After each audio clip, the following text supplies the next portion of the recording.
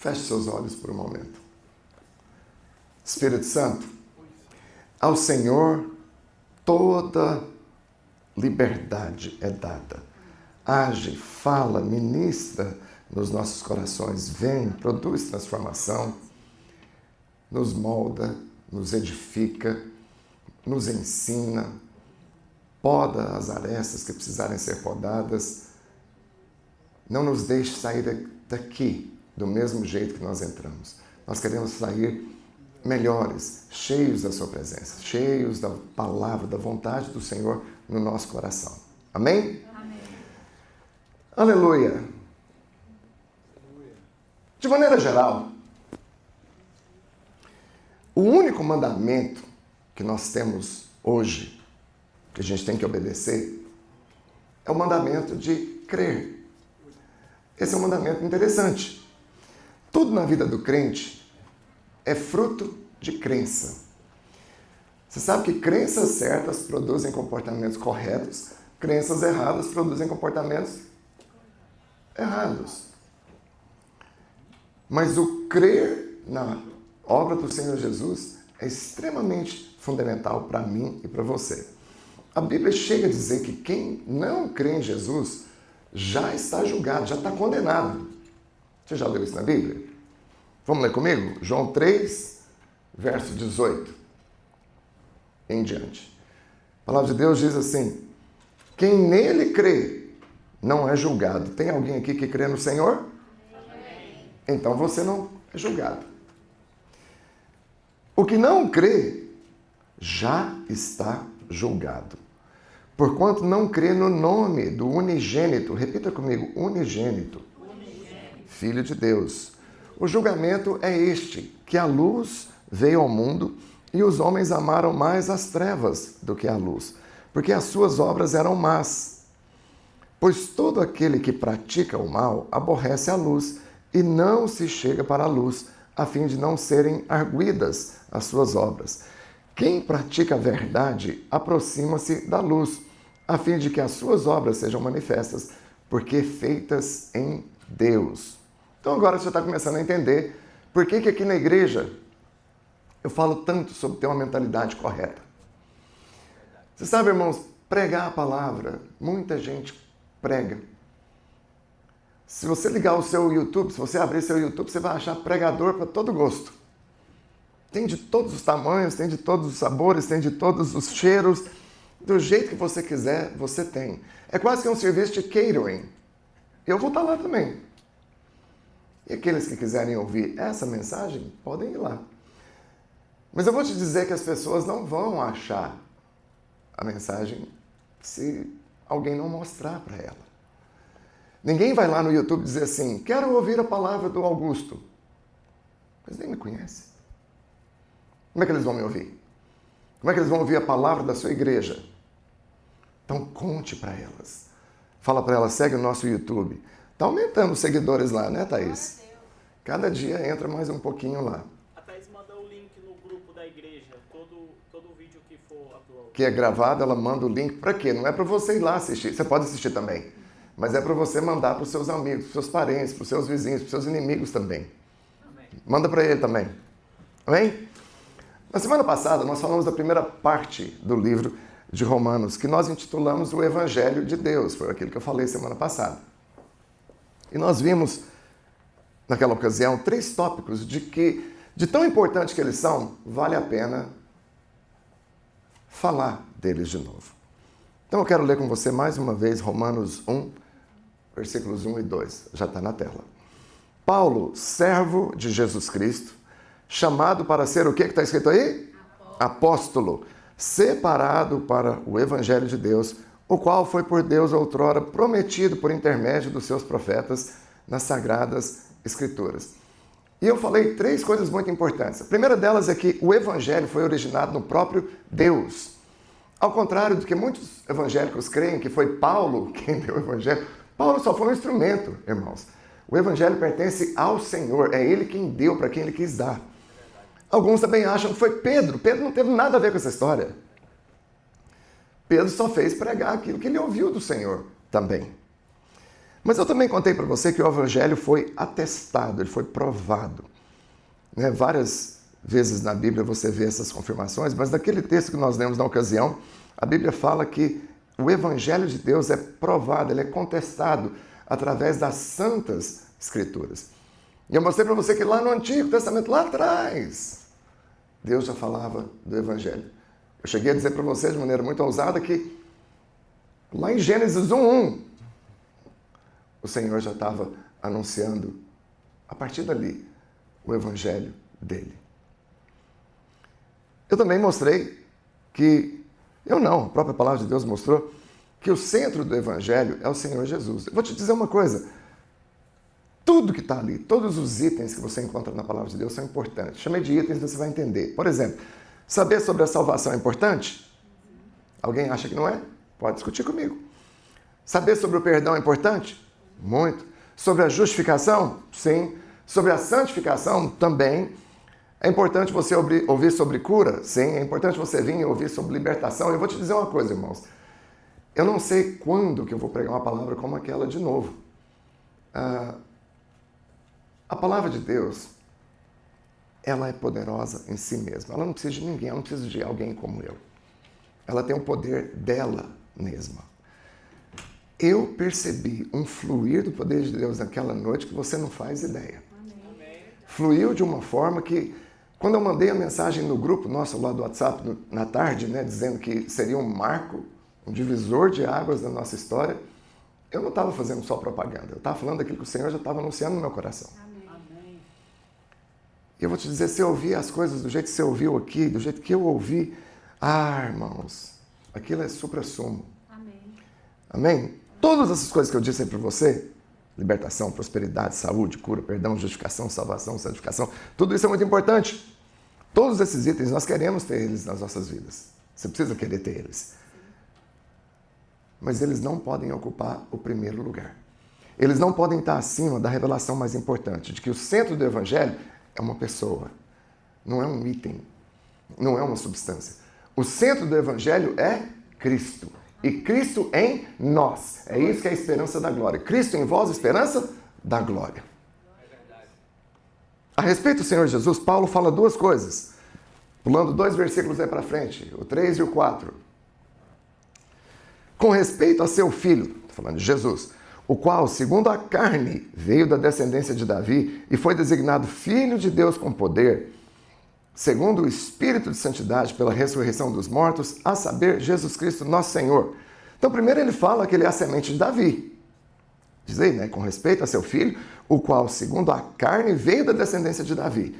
Isso é só para mostrar o aspecto da realeza de Jesus. Jesus é rei. Amém. O próprio Deus disse que o trono de Davi jamais acabaria. Davi morreu, mas o trono ficou. Ficou porque dele, daquela descendência, viria o rei, o Messias. E a pastora já mostrou aqui pra gente que na descendência dele passou um povo meio estranho, não passou? Passou uns elementos que fez umas coisas meio engraçadas. Mas o interessante aqui é que Paulo diz que Jesus foi designado Filho de Deus. Eu te pergunto, Jesus passou a ser Filho de Deus quando? Não tem como falar data. A Bíblia diz que ele não teve início de dias, não vai ter fim de dias. Jesus já era Filho de Deus. Mas ele decidiu descer, assumir forma de homem, tomou o corpo de um homem, e até ali, a parte humana de Jesus não tinha nada a ver com a parte divina dele. A transformação aconteceu quando o Senhor morre e quando ele ressuscita. Quando ele morre e ressuscita, o corpo dele passa a ser glorificado. E é interessante que o Senhor, a partir dali, ele não respeita nem porta mais. Os discípulos estão reunidos, ele chega, atravessa a parede. Eu quero contar para você que, eventualmente, o seu corpo vai ser assim também. Nós vamos receber novos corpos glorificados. Eu já falei com o Senhor que eu quero passar só por uma parede, quero fazer só um teste. Eu quero piscar e abrir o olho e estar lá no Japão. Corpo glorificado não tem limitação de nada, irmão. E esse mesmo Jesus que recebeu um corpo glorificado, eu contei para você que ele foi sentar à direita do Pai. Então, a direita de Deus, presta atenção no quanto isso é poderoso. A direita de Deus Pai hoje tem o quê? Um homem. Um homem que, sendo homem, é Deus. Mas que, sendo Deus, também é homem. O Senhor só fez isso. Na revelação que eu tenho, né? Não quero que ninguém na internet fique chateado comigo. Para que eu e você um dia também recebêssemos corpos glorificados e pudéssemos fazer a mesma coisa. Amém. No céu não entra carnalidade, irmão. No céu não entra pecado. No céu não entra nada torto. No céu só entra o que de lá vem. Amém. Para mim, para você ir, ele teve que ir primeiro. Sim, o alvo do Senhor foi, como diz Paulo aqui, né? Ele designou Jesus como filho de Deus. O alvo do Senhor sempre foi ter muitos filhos. Diga, eu sou um deles. Eu sou uma delas. Ah, você tem que falar isso mais empolgado, irmão. Amém. Vamos falar? Diga, eu sou filho de Deus. Eu sou filha de Deus. Amado. Agora vamos falar mais bonito ainda. Eu sou filho amado de Eu Deus. sou filha amada. Glória a Deus. Nesse texto que você leu aí comigo, Paulo chama o Senhor Jesus. Vocês conseguem voltar, meninas? Só uma vez?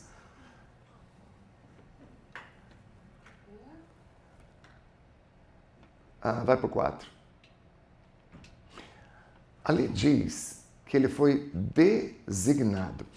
Mas se eu levar você lá para frente um pouquinho, em Romanos 8, verso 29 e 30, olha que, obrigado, Cleiton, olha o que a Bíblia diz, Romanos 8, 29. Porquanto, aos que de antemão conheceu, você e eu, também os predestinou para serem conformes à imagem do seu filho.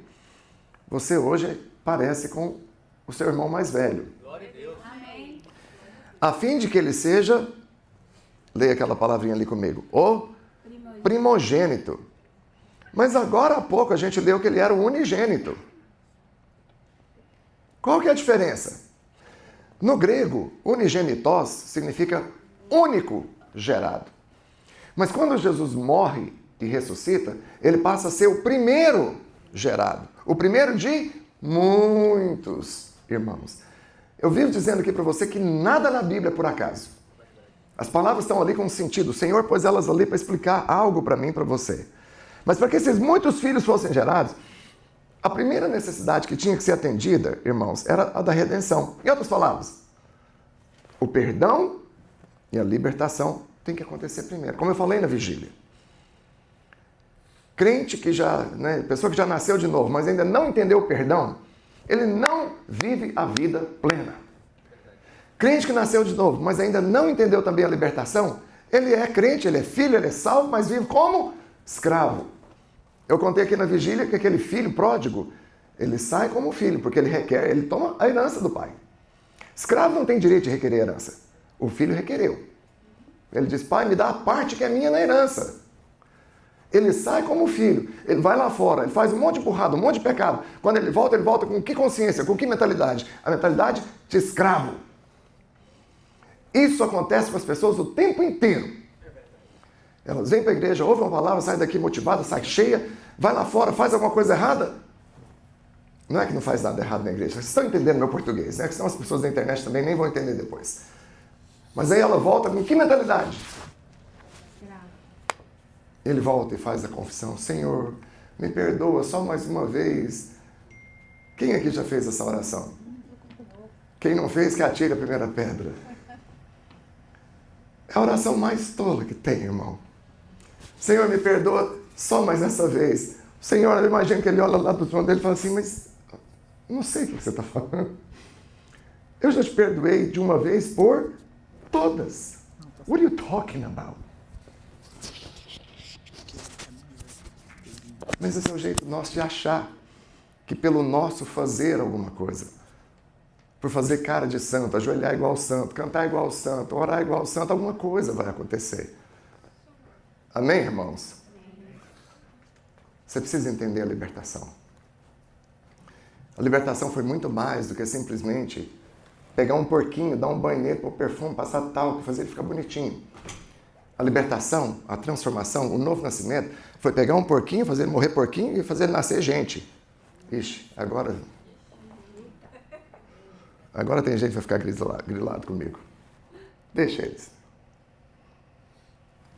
Deixa eu fazer uma pausa. Pregar no culto é uma bênção, é uma maravilha. Eu amo pregar. Mas eu vou dizer uma coisa para você.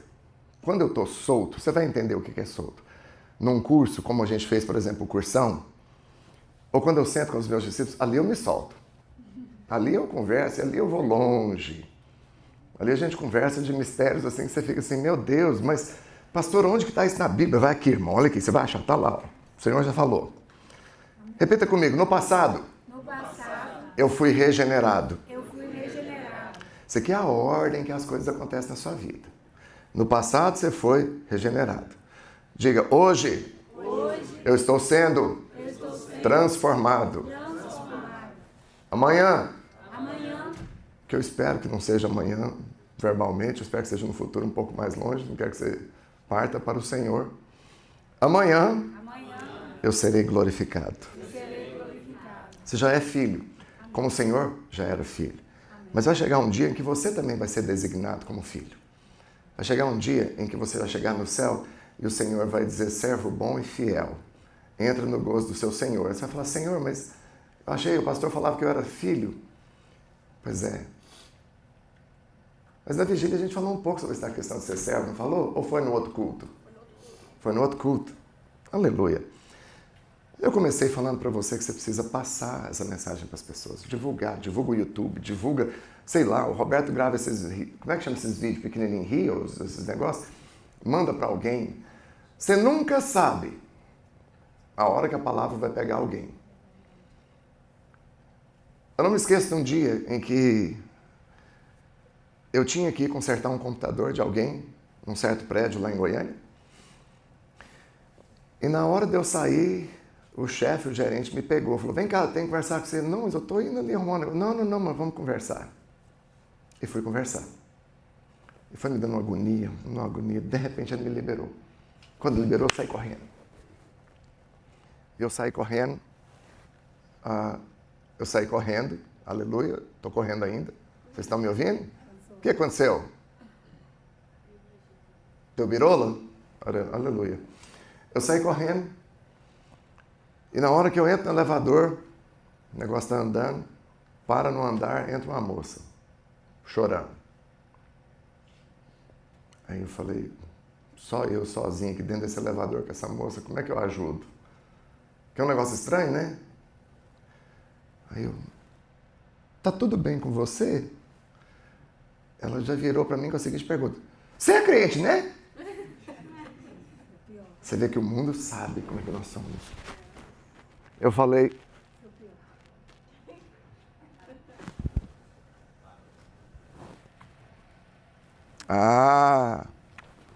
ajuda eu aqui, Fernando. Pega lá.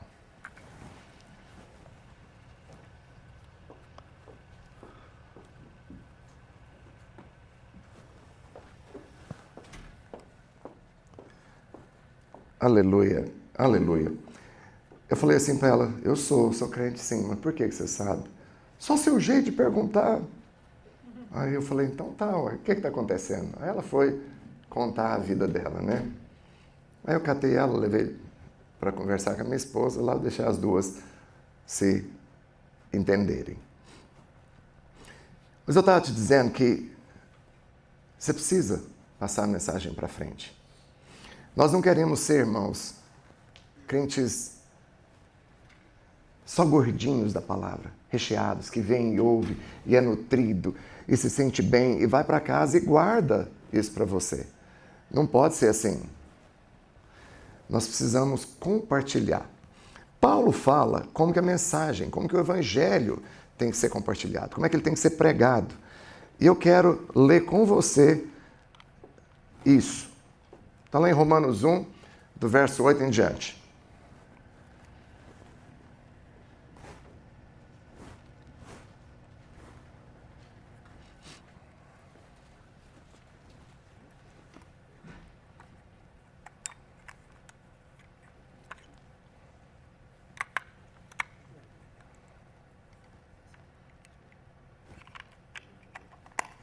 Aleluia.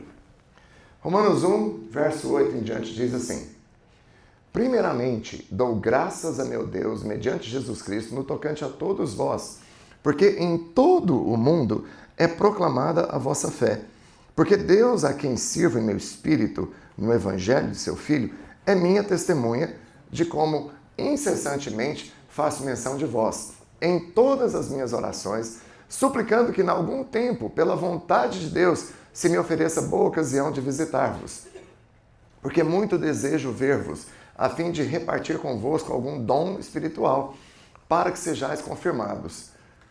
Isto é, para que em vossa companhia, reciprocamente, nos confortemos por intermédio da fé mútua, vossa e minha.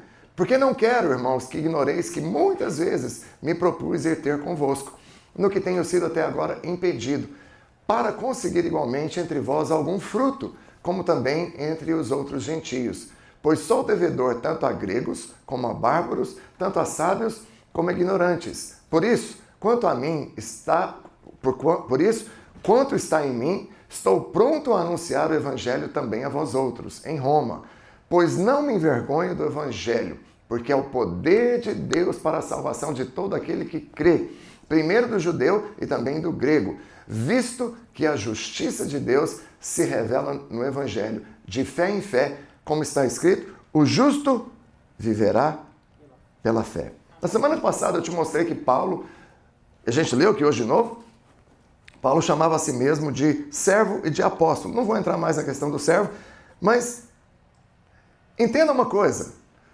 Eu li com você que naquele costume, eu mostrei para você que naquela época, no costume da época, era o rei levantar apóstolos. Os apóstolos, na verdade, eles eram o quê? Mensageiros, eles eram, vamos pôr assim, porta-vozes, trabalhadores.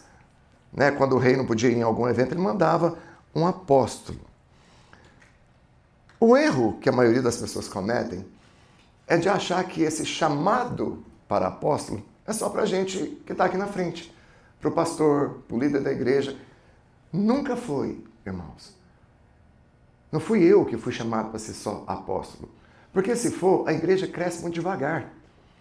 Eu tenho um poder de alcance, eu tenho um raio de alcance. Mas se todos nós entendermos o apostolado, aí a coisa vai para frente. No início do capítulo, lá mesmo no verso 5, põe lá o 5 para mim de novo. A palavra de Deus diz assim, primeiramente, não, esse é o 8, eu quero o 5.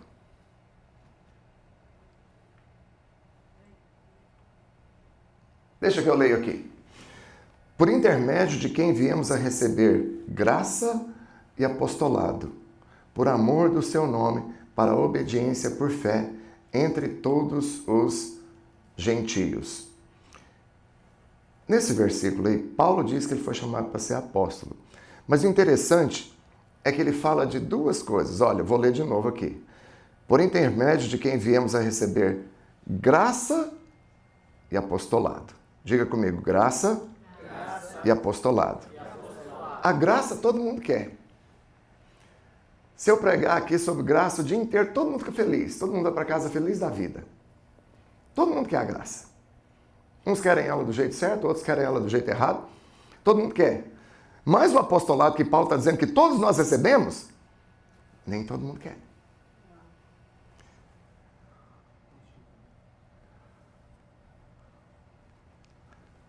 Apóstolo, no original, significa representante. Eu e você precisamos pregar a mensagem da graça, que todo mundo quer, para as pessoas aí fora. Não estou falando que você precisa pegar o microfone aqui e ir para a praça da cidade, não sei nem se tem praça mais, nunca vi isso aqui, não me lembro. Mas eu vou te dizer o seguinte, o maior chamado apostólico de todo homem e toda mulher de Deus é a sua própria casa. É lá em casa que eu começo a ser apóstolo. É lá em casa que pais, estou falando de homens agora, cadê os homens? Levanta a mão. Tem alguém que está indeciso. Levanta a mão, homem de Deus. Está indeciso se ele é homem de Deus. É isso que eu quis dizer, irmãos. Vocês são maldosos, hein?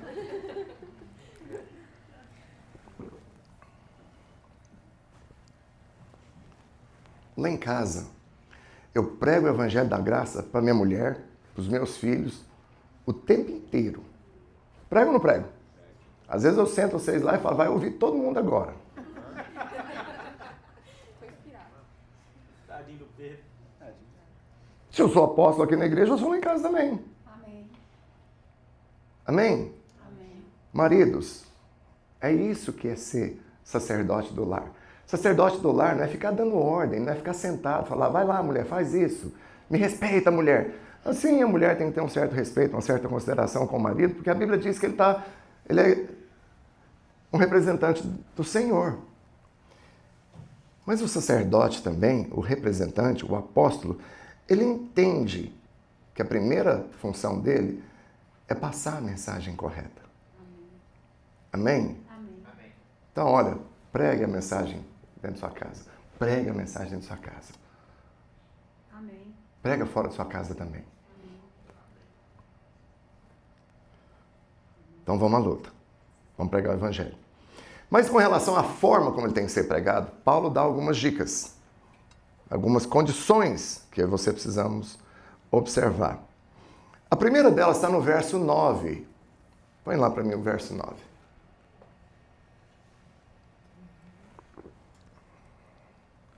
Isso, olha. Porque a Deus, a quem sirvo em meu espírito. Ele está servindo, mas no espírito. Às vezes a gente lê isso, a gente não entende. Como é que alguém serve no espírito? Como é que alguém é apóstolo no espírito? Porque você fica pensando assim, deve ser uma coisa muito engraçada. Você fecha os olhos e começa a falar em línguas. Estou servindo. Não é isso que Paulo está dizendo. Servir no Espírito, ou pregar o Evangelho no Espírito, você tem que entender o que está acontecendo. A palavra Espírito aí, eu estou olhando aqui na minha, e está lá em cima ainda, está com E minúsculo. Então está falando de qual Espírito? O de Deus ou do homem? Está falando do Espírito do homem. Mas a palavra de Deus diz que quando você nasce de novo, algo acontece com o seu Espírito. Vamos ler lá. Não é Romanos. 1 Coríntios 6,17. Isso. Mas aquele que se une ao Senhor é um espírito com Ele. Essa fusão que acontece, irmãos, no momento em que alguém entrega a vida dele para o Senhor, existe uma briga aí fora, né? Uns falam que tem que aceitar Jesus, outros brigam, não pode aceitar, Cristo que nos aceitou. Fica nessa briga, né? É Cristo que me aceitou, eu que aceitei a Cristo, que confusão.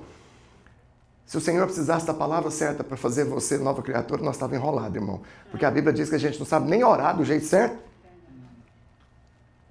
O Senhor não está olhando literalmente o que sai da sua boca. O diabo está. Mas o Senhor, quando Ele vem fazer moradia, quando Ele vem fazer habitação dentro de mim, de você, é porque Ele percebe um coração. Eu me lembro da minha conversão. O pastor fez o apelo. E as pessoas vieram à frente. E tinha um rapaz do meu lado, eu já contei isso aqui. Ele falou assim, você também não quer aceitar Jesus? Aí eu estava tão impactado. Sabe aquela hora que você responde assim? Eu não sabia muito ao certo o que estava acontecendo. Mas eu falei, eu quero. Aí eu fui lá na frente e chorei igual um desvalido. E foi tão bom que todo culto eu aceitava Jesus. E naquela época eu ia em 3 cultos. O pastor Sinomar era o pastor presidente da igreja. E ele me via aceitando Jesus lá todo dia. Eu ia no culto de manhã, eu aceitava Jesus. Eu ia no culto das 5, eu aceitava Jesus. Eu ia no culto das 7, eu aceitava Jesus. Até um dia que o irmão chegou e falou assim, querido, você não precisa. Você não precisa. Você já se tornou um com o Senhor. O seu espírito agora é um com Ele. Eu e você, às vezes, a gente acha que a gente consegue esconder do Senhor. Às vezes a gente acha que consegue dar desculpa para o pastor. A gente consegue fazer um monte de coisas, né? Mas do Senhor tem como esconder dele? Não. A palavra de Deus diz, para onde me ausentarei do teu espírito? Se eu subir no mais alto monte, ali estás. Se eu descer e fizer minha cama no mais profundo abismo, lá tu estás. Tem lugar para esconder dele? Não. Adão achou que tinha, ele foi para de trás da árvore. Não está na Bíblia isso, que eu vou falar aqui agora. Mas eu tenho comigo, lá no Éden tinha 2 árvores muito importantes. Quem lembra o nome delas? A árvore da vida e a árvore do conhecimento do bem e do mal. Eu tenho comigo que ele foi esconder atrás da árvore da vida. Igual eu e você hoje nos escondemos atrás dela. É só por causa do sangue dessa árvore da vida, do Senhor Jesus, que eu e você não somos fulminados. Eu acho que Adão entendeu, ele falou, deve ser atrás dessa aqui, deixa eu correr. E ficou ali, o Senhor vem, Adão, Adão. Ele falou, tá dando certo, ele não me fulminou ainda, estou aqui. Para pregar o Evangelho, você tem que pregar em espírito. Tudo que nós fazemos tem que ser em espírito. Vai dirigir louvor? Tem que ser em espírito. Vai dar uma palavra, dar oferta, como o Cleito trouxe aqui hoje? Tem que ser no espírito. Pastor, mas como é que eu vou saber se eu estou no espírito? Você vai saber.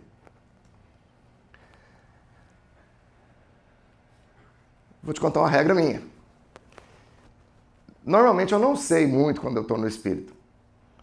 Mas com certeza eu sei quando eu estou na carne. Eu sei as burradas que eu faço. Eu sei quando eu prego fora do espírito. E aí eu vou para casa e eu choro, irmãos. Eu falo, Senhor, de novo. Me muda.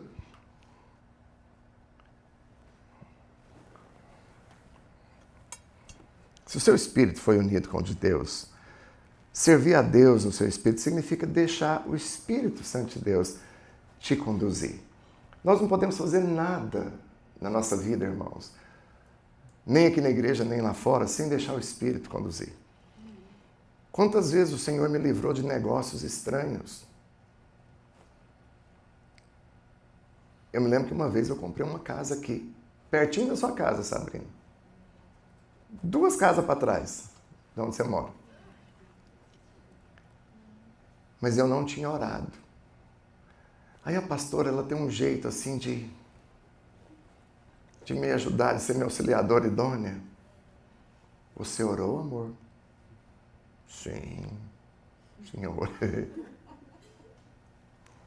Eu não tinha orado, meus irmãos. E deu tudo para trás. A casa tinha um vazamento de óleo. Graças a Deus que eu consegui sair do contrato. Porque eu não sei se você sabe, quando dá vazamento de óleo aqui, eles têm que cavucar lá, né? Escavar, tirar um monte de terra. O negócio era no meio da casa. A casa inteira teve que ser destruída. Fizeram ela tudo de novo. Imagina se eu compro esse trem. Tudo que nós vamos fazer, eu vou pregar, eu não posso simplesmente achar que eu vou pregar o que eu quero. Essa série, ela nasceu no coração de um irmão aqui na igreja. E aí eu fui orar, Senhor, é para pregar essa série? É para falar sobre isso? Vai dirigir louvor? Você vai escolher música do louvor? Neymer, Fran, Eliana. Você precisa orar. Senhor, que música? Nós não podemos fazer nada, irmãos, fora do Espírito. Porque você vai cair em alguns dos erros que tem na Bíblia. Um deles, por exemplo, é o erro de fazer as coisas mal feitas. Né? Fazer de que jeito que fala o profeta? Relaxadamente. É bem verdade que o significado ali é outro, mas também se aplica para isso. Tudo que a gente vai fazer, tem que fazer buscando a direção do Espírito. Você vai cozinhar. Senhor, por que é para fazer? Para levar para a igreja. Eu faço carninha com arrozinho ou eu faço franguinho? Se você consultar seu pastor, ele vai te dar uma boa dica no Espírito. Segundo, tudo que nós temos que fazer, nós fazemos em oração. Olha o que Paulo falou. Deixa eu voltar lá no texto aqui, eu mesmo. Para as meninas não ficarem maluquinhas ali e eu bagunçando a vida delas.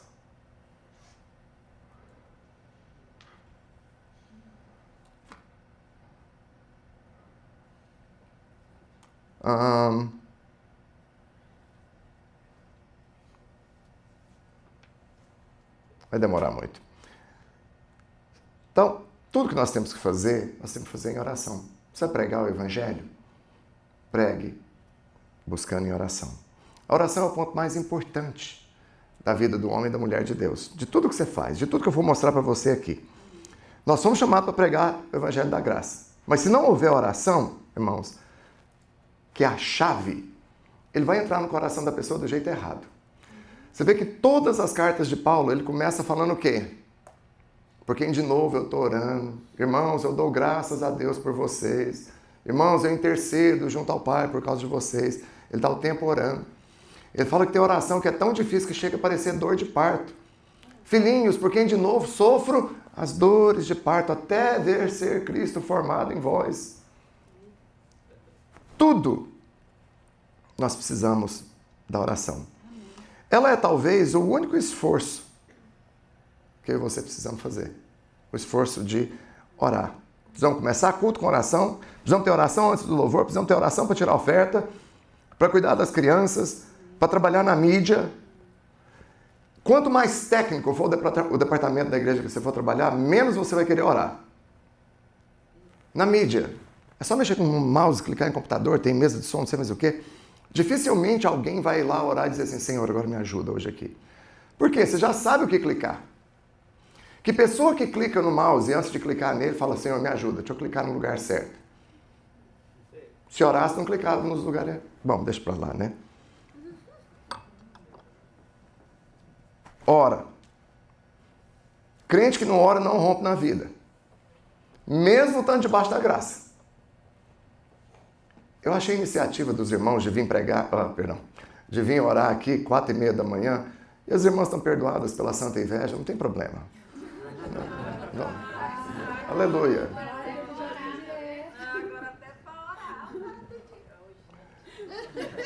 Mas eu cheguei aqui, eu ainda insisti com o Leco, né? Olha eu com a minha santa preguiça.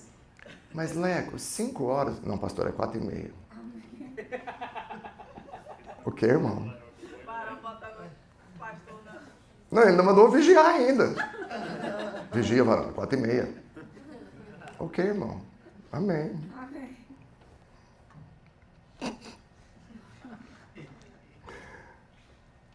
Terceiro, para você pregar o Evangelho, para você servir ao Senhor, tudo tem que ser feito com fervor.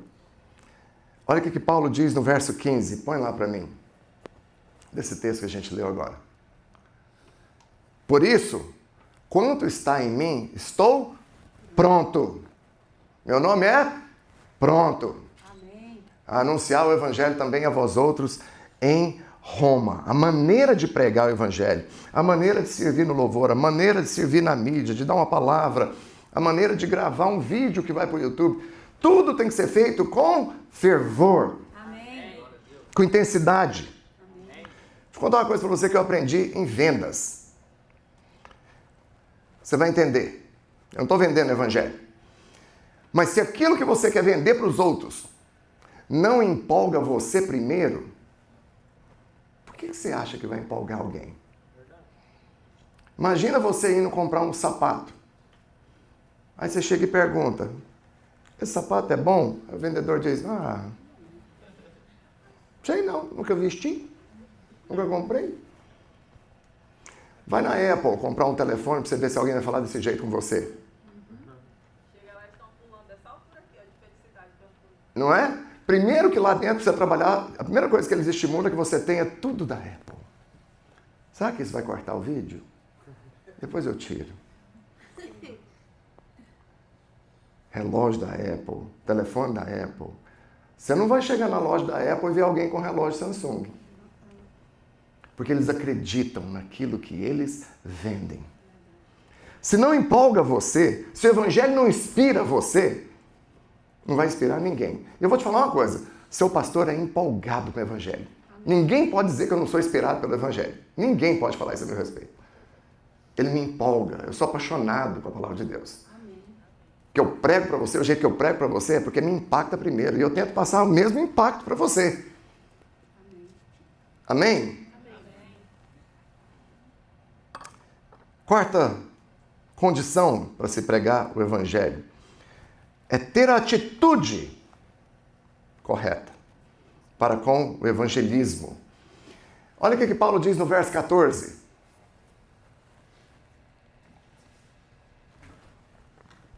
Pois sou, vamos ler junto?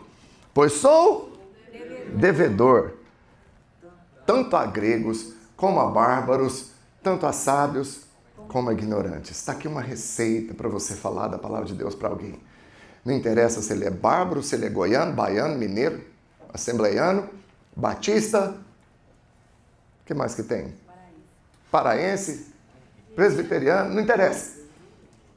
Se considere como devedor. Se nós tivermos essa atitude, irmãos, de entender que somos devedores, muita coisa mudava. O que é um devedor? Devedor, ele pode ser... Alguém pode se tornar um devedor basicamente por duas formas. Uma, quando ele vai e pede algo emprestado. Se eu chegar, por exemplo, deixa eu pegar o Fernando, que eu sei que ele é rico. Se eu chegar para o Fernando e falar assim, Fernando, me empresta 1.000. Ele vai pensar assim, mas é o pastor, né? Deixa eu ajudar ele. Então tá aqui, pastor, está emprestado. Eu me tornei o quê em relação ao Fernando? Mas poderia ser ao contrário. Poderia ser o Fernando, ele está andando aqui, aí ele vai fazer a contagem do dinheiro e fala, eu não quero misturar o meu dinheiro com o dinheiro da igreja. Pastor, faz o seguinte, guarda esses $1.000 para mim aqui, depois eu pego com o senhor. Eu também me tornei? Talvez você diria, não, você se tornou responsável. É a mesma coisa. Eu me tornei devedor com relação ao dinheiro do Fernando. Olha, filho, a graça foi confiada nas suas mãos. O apostolado foi confiado nas suas mãos. Eu e você somos, sim, devedores. Entra por esse pensamento que você vai entender. Se eu e você entrarmos, eu estou colocando todo mundo no meu barco, eu também estou junto. Se a gente entrar no evangelho da graça, do jeito certo, e entender que eu sou devedor, quando você chegar em casa, que sua mulher brigar com você, seu marido brigar com você, você fala, eu sou devedor. Sua mulher está enchendo minhas paciências, mas eu sou devedor. Eu sou apóstolo. Deixa eu ir pregar o evangelho da graça para ela. Senta aí, mulher. Você vai me ouvir. Pastor, você não fica zangado com sua esposa? Muito mais do que você pensa. Ela que eu diga. Mas depois eu arrependo. Aí eu volto. Na sua escola, no seu ambiente de trabalho, você tem lidado com as pessoas como alguém que é devedor? Não estou pondo minhoca na sua cabeça, não estou tentando pôr acusação na sua cabeça. A pior coisa é quando o pastor faz esse tipo de pergunta. Porque você se sente acusado, porque a resposta normalmente vai ser não. Não tem não, pastor. E a gente acaba ficando acusado. Mas eu hoje não estou te acusando, não. Eu estou chamando a sua atenção. Eu estou fazendo a mesma coisa que Paulo fez. Ele pôs lá para mim, para você ler, para a gente ficar atento e fazer a coisa certa. Acorda. Acorda, igreja. Vamos pregar. Quem não entendeu ainda a seriedade da dívida não consegue pregar para ninguém. Ele não quer trabalhar em nenhuma área da igreja. Quem não entendeu a seriedade da dívida, ele está trabalhando na área da igreja, ele fala, agora não, agora eu vou. Por isso que eu não gosto muito de uma palavra que tem no nosso meio. Não gosto dela, já expressei isso aqui. Eu não gosto do termo voluntário. Porque o voluntário é aquele assim, fui eu mesmo que me voluntariei, a hora que eu quiser sair, eu saio.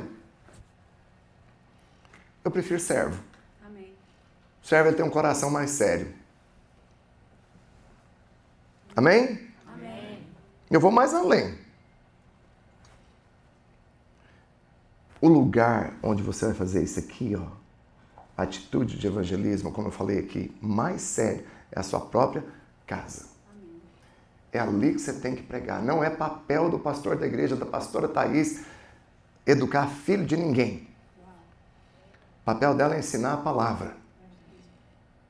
Mas ensinar os filhos no caminho do Senhor não é simplesmente só mostrar a Bíblia para eles, não. É, irmã Sumaia, tem que educar os filhos, não tem? Mostrar o caminho para eles.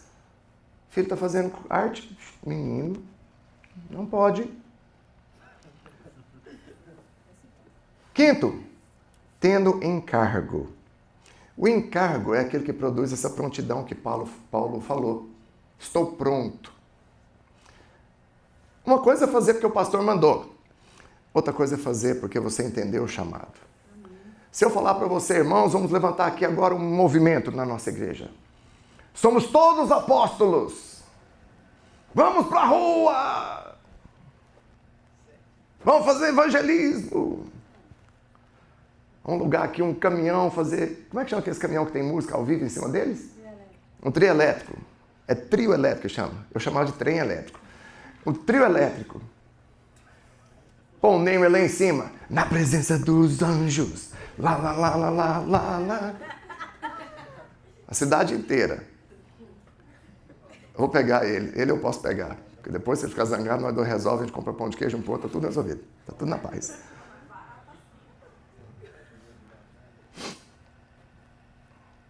Mas se ele não tiver encargo, ele vai por quê? Porque o pastor está mandando fazer. Mas quando a pessoa tem encargo, a mensagem dele sempre é melhor que a sua. Neymar, vamos alugar um trio elétrico? Não! Vamos alugar 2, pastor.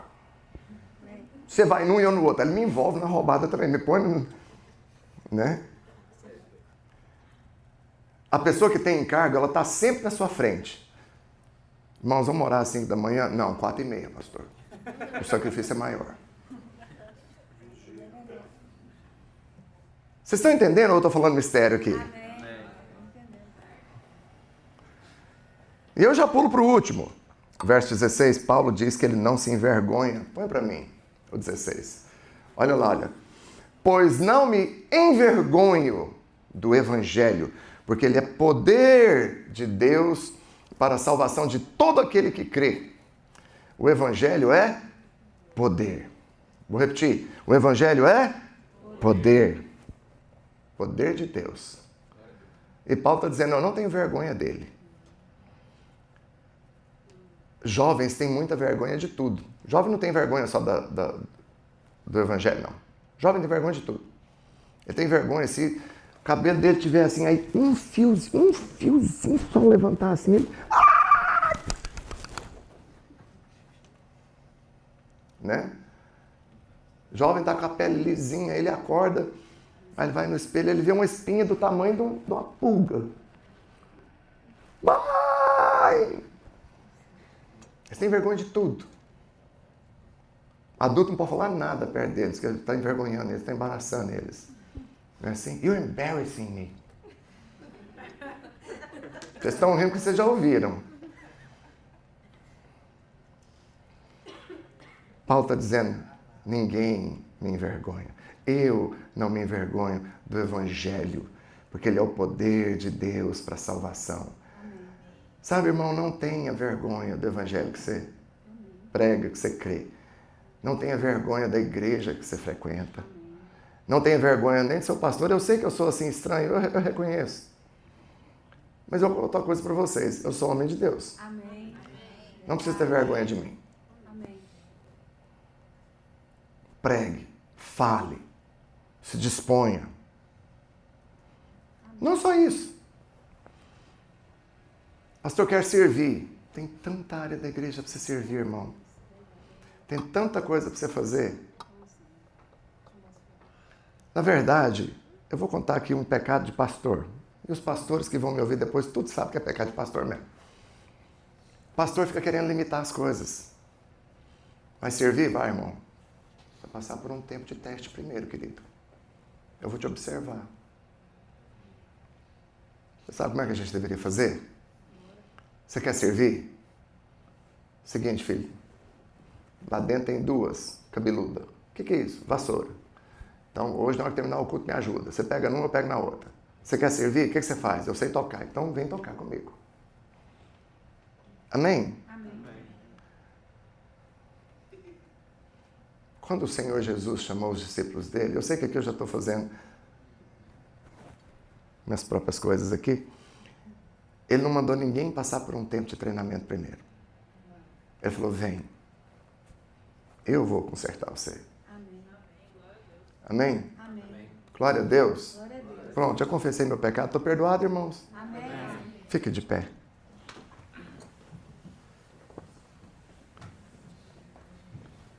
Eu falei para você que eu ia conseguir pregar 3 partes do esboço de Romanos hoje. Eu acho que eu estava equivocado. Essas bases são muito importantes. Esse fundamento é muito importante. Amém?